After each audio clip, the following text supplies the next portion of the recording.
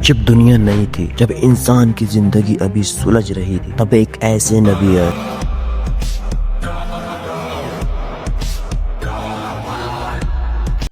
جن کے صبر، دعوت اور ایمان کی مثال قیامت تک دی جائے گی۔ وہ تھے حضرت نوح علیہ السلام، جنہیں اللہ نے بھیجا تھا ایک ایسی قوم کے پاس جو گمراہی میں ڈوب چکی تھی، جو اللہ تعالیٰ قرآن میں فرماتا ہے، ہم نے نوح کو ان کی قوم کی طرف بھیجا کہ پیشتر اس کے کہ ان پر درد دینے والا عذاب واقع ہو، اپنی قوم کو خبردار کر دو۔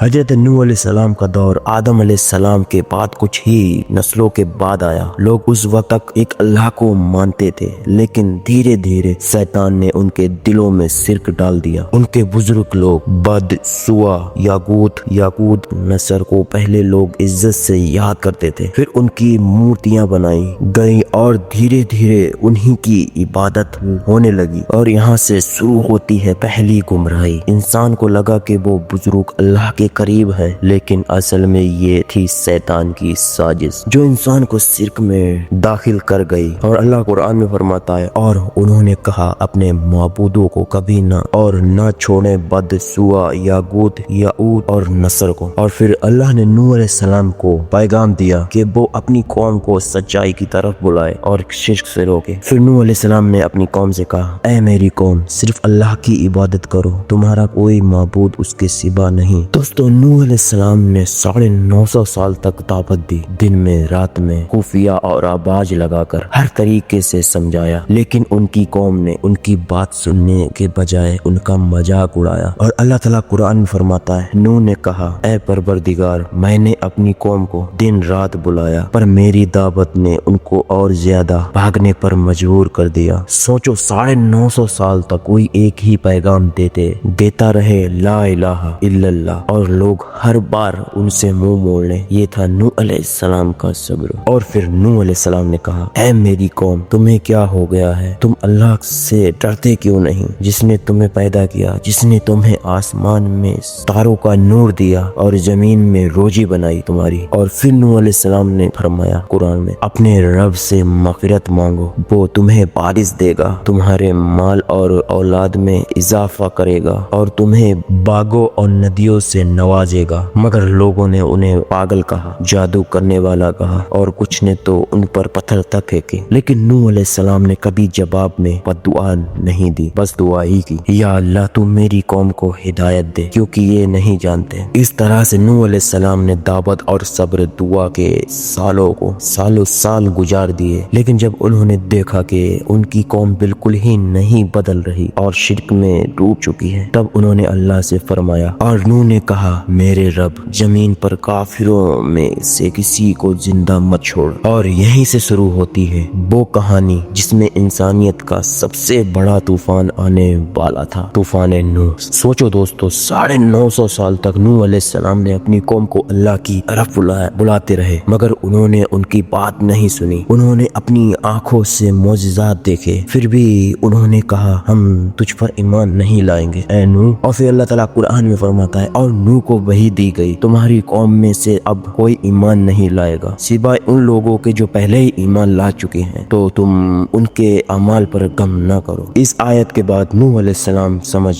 گئے کہ اب وقت آ گیا ہے عذاب کا، اللہ کا فیصلہ ہونے والا ہے۔ اللہ نوح علیہ السلام کو ایک ایسا حکم دیا جو اس دور میں کسی کے لیے سوچنا بھی ممکن نہیں تھا، اور اللہ نے کہا، اور ہمارے نگاہوں کے سامنے اور ہمارے حکم سے کشتی بناؤ، اور ظالموں کے بارے میں مجھے بات نہ کرنا، وہ ضرور غرق ڈوب کے کیے جائیں گے، یعنی کہ پانی میں ڈوبا کے غرق کیے جائیں گے۔ اللہ تعالیٰ نے پھر ایسا طوفان بھیجا کہ پوری قوم نوح غرق ہو گئی سوائے ان لوگوں کے جو ایمان لائے۔ ذرا سوچو، ایک ایسا دور جس میں بارش کا نام تک نہ تھا، دریا دور دور تک نہیں، اور نوح علیہ السلام ان پہاڑیوں کے پاس کشتی بنانا شروع کرتے ہیں۔ دن رات نوح علیہ السلام اپنے ہاتھوں سے کشتی بناتے کرتے ہیں ان کے آس پاس کچھ مومن لوگ بھی مدد کرتے تھے، وہ لوگ جو ان پر ایمان لا چکے تھے، لیکن ان کی قوم وہ روز آتی، مذاق اڑاتی، ہنستی اور نوح علیہ السلام سے کہتی، نوح دریا کہاں ہے جہاں سے یہ کشتی چلے گی؟ کیا تو پاگل ہو گیا ہے؟ یہ کشتی تو تیرے گھر کے آس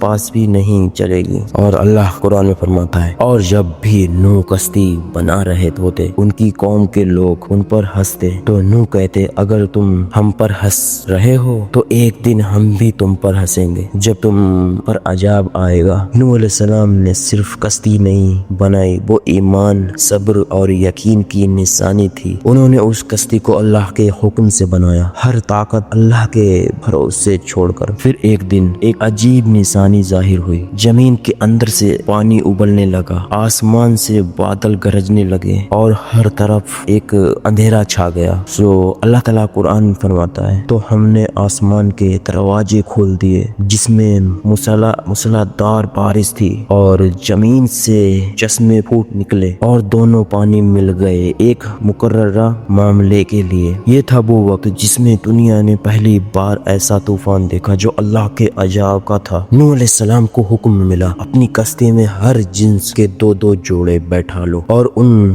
لوگوں کو بھی ایمان لا چکے ہیں کہ جو ایمان لا چکے ہیں ان کو بھی بیٹھا لو، اور جب ہمارا حکم آئے گا اور تندور زمین سے پانی ابل پڑے گا تو ہم نے کہا ہر جنس کے دو جوڑے اس میں رکھو، اور اپنے گھر والوں کے سوا ان کے جن کے لیے فیصلہ ہو چکا ہے۔ یعنی کہ اللہ تعالیٰ یہ قرآن میں فرماتا ہے کہ اپنے جو ایمان لا چکے ہیں ان کو کشتی میں بیٹھا لو اور اپنے گھر والوں کو۔ لیکن نوح علیہ السلام کا جو بیٹا تھا وہ ایمان نہیں لایا، باقی ان کے گھر والے ایمان لے کے آئے، اور نوح علیہ السلام نے اپنی کشتی میں سب کو بیٹھا لیا، جانوروں کے دو جوڑے، پکشیوں کے دو جوڑے اور مومن لوگ کشتی، اور پھر کشتی بند ہو گئی اور پانی ابھر کر پہاڑوں تک پہنچ گیا۔ آسمان سے برسات رکتی نہیں تھی، زمین سے پانی رکتا نہیں تھا، سب کچھ ڈوب گیا، گھر شہر لوگ اور ان کے معبود، اور صرف کشتی نوح بچی گئی جو اللہ کے حکم سے تیر رہی تھی۔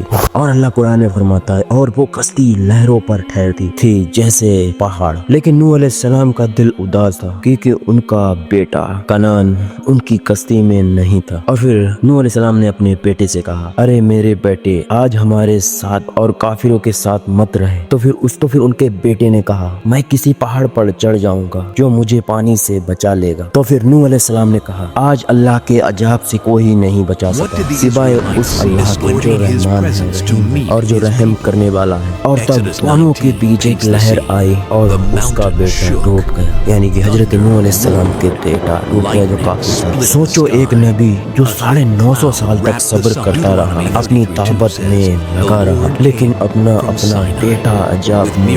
یہ سبق ہے، ایک ایمان وراثت میں نہیں ملتا، یہ صرف اللہ کی ہدایت سے ملتا ہے، کیونکہ حضرت نوح علیہ السلام کا بیٹا بھی جو نوح کا بیٹا تھا وہ بھی نہیں بچ سکا، تو ہم اور آپ کیا چیز ہیں؟ جو لوگ کہتے ہیں کہ جو بھی کچھ ہے اللہ تیرے محبوب کی امت سے، تو پھر یہ کون تھا؟ حضرت نوح علیہ السلام کا بیٹا۔ جب اللہ نے اسے نہیں بخشا تو ہم اور کیا، آپ اور ہم اور آپ کیا چیز ہیں؟ ذرا سوچو۔ اور پھر دن گزرتے گئے اور جب اللہ نے چاہا تو آسمان نے بارش کو روک دیا، زمین نے پانی پی لیا اور طوفان ختم ہو گیا۔ مطلب اللہ نے کہا تھا، اور اے زمین اپنا پانی پی لے، اور اے آسمان رک جا، پانی سوکھ گیا اور حکم پورا ہوا۔ کشتی جودی کے پہاڑ پر جا رکی گئی اور نوح علیہ السلام نے سجدہ کیا، اللہ کا شکر ادا کیا کہ انہوں نے مومن کو بچا لیا۔ طوفان ختم ہوا لیکن انسانیت کا نیا دور شروع ہوا۔ نوح علیہ السلام نے اللہ سے دعا کی اور اللہ نے کہا، اے نوح سلامتی کے ساتھ اتر جاؤ اور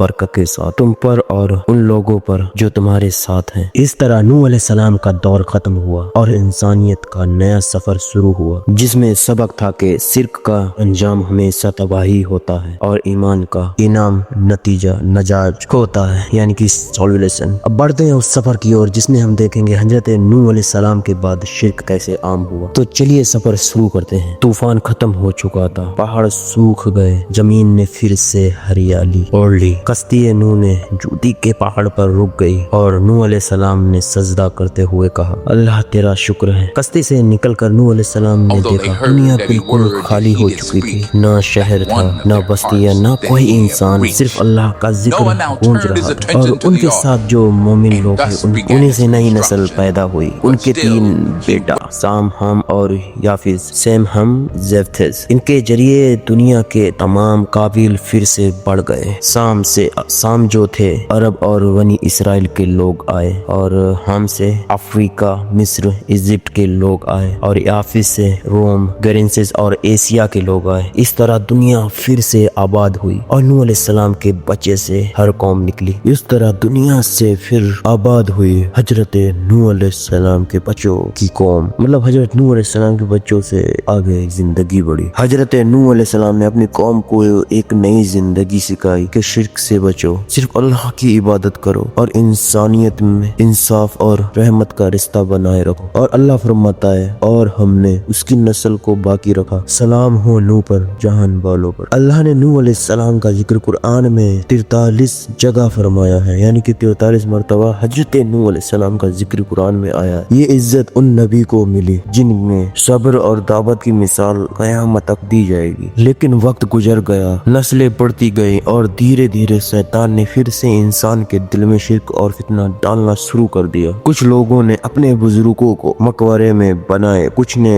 ताबीज, मूर्ति और निशानियों को इज्जत देनी शुरू कर दी, और कुछ दौर के बाद लोग फिर से अल्लाह के सिवा दूसरों की इबादत करने लगे। यानी तूफान खत्म हुआ था, लेकिन फितना फिर से लौट आया था। और इंसान को हिदायत देने के लिए अल्लाह ने एक नया सिलसिला शुरू किया, पैगंबरों का सिलसिला। और अल्लाह कुरान में फरमाता है, हमने वही की नूह को और उनके बाद के पैगंबरों को। नूह अलैहिस्सलाम के बाद आने वाले अंबिया, हूद अलैहिस्सलाम, शाहले अलैहिस्सलाम, इब्राहिम अलैहिस्सलाम और उनके बाद के नबी सब उन्हीं की नस्ल में से थे। ये सिलसिला ऐसे ही चलता गया। हर दौर में अल्लाह ने अपनी तरफ से नबी भेजा जो लोगों को शिर्क से रोकता और तौहीद की दावत देता। और हर बार जब लोग शिर्क में डूबते तो अल्लाह उन्हें ये तो अजाब से रोकता या हिदायत से बचा लेता। नूह अलैहिस्सलाम ने अपनी आखिरी दौर में कहा, नूह अलैहिस्सलाम ने कहा, ऐ मेरे रब, मुझे, मेरे वालिदैन को और उस शख्स को माफ कर दे जो मेरे घर में मोमिन बनकर आए, और सब मोमिन मर्दों और औरतों को। यानी वो नबी जिनके खिलाफ उनकी अपनी कौम खड़ी हो गई, फिर भी वो उनके लिए दुआ करते रहे। ये था एक नबी का दिल रहमत, सब्र और हिदायत से भरा हुआ। नूह अलैहिस्सलाम ने अपनी जिंदगी दावत और ईमान में गुजारी, और अल्लाह ने उन्हें दुनिया में इज्जत और आखिरत में दर्जा दिया। उनका मकाम सब नबी के सिलसिले में अव्वल रसूल आता है, यानी सबसे पहला रसूल। उनके बाद से पैगंबरों का सिलसिला चलता गया, और हर दौर में उनका जिक्र ए मिसाल बनकर रह गया। सलाम हो नूह अलैहिस्सलाम पर, जिनकी कश्ती ने ईमान को बचाया और दुनिया को नई जिंदगी दी। सब्सक्राइब